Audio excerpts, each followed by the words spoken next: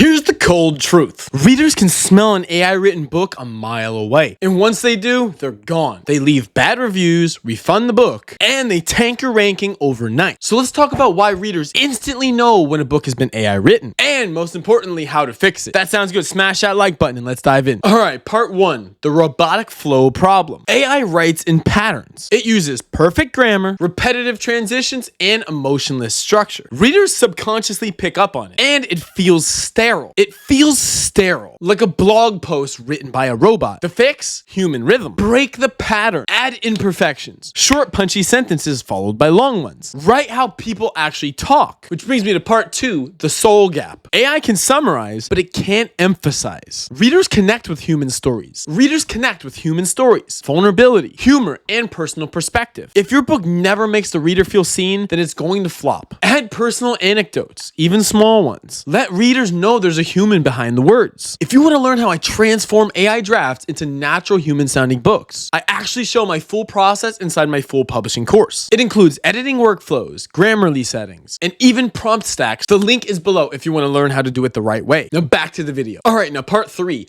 the value void. AI can regurgitate information, but it can't synthesize value. Readers want insights, something useful they can't find from a ChatGPT prompt. That's your job. Add interpretation, lessons learned, or frameworks that show that you understand this topic. Readers don't hate AI, they hate laziness. If you use AI as your co-pilot instead of your ghostwriter, then your readers will feel your human touch and reward you for it. The AI book era isn't over. The low quality era is. Thank you so much for watching. If you got value, smash that like button and I will see you in the next video.